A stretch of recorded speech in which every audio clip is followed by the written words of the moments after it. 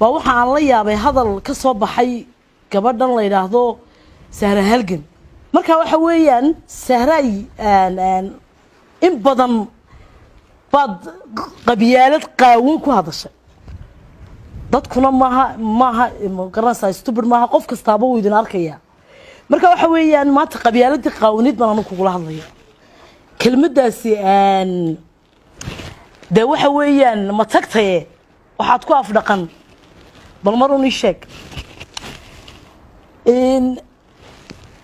qaran baa tiri qaran waa qaranka la burburinaya qaranka hadii cid burburinaysa adaa burburinaya waxaad Soomaaliland ku haysana waaba xamare talaabiib iyadoo la tagaa dhaanta hidda dhowr baad la baxday hidda biis weeyaan dhaqanaa Soomaaliland ka caagan bad habeen walba aad ku samaysaa Soomaaliland oo bulshada yar iyo ubaxa soo koraya ay intaas oo ay nolosha ka dhacaan because of you marka waxa weeyaan adiga marka aad TV soo fadhiisanayso ee aad qabyaalad qaawin ka hadlayso horta waxa nin gurigiisa quraaradii hayo ha imxuu haayay dadka turtuurin marka hore CV-gaaga leega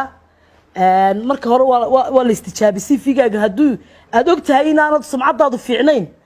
dadka lama aflagaadeeyo mahdiyo ahlu bayt markaad leedahay mahdi waa caada qaate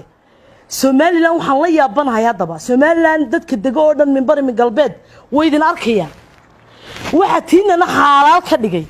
xaaraan ka dhigay ummadda kalena bal way idin noo sheegi doontaan waad noo sheegi doontaan nin baa wuxuu yiri waa noocaas tahay macal haya hadaanad ahayn laga macaash siiyo maxaa adiga mara kaaga dhigay meel xun iyo ceebta 60 jir baa tahay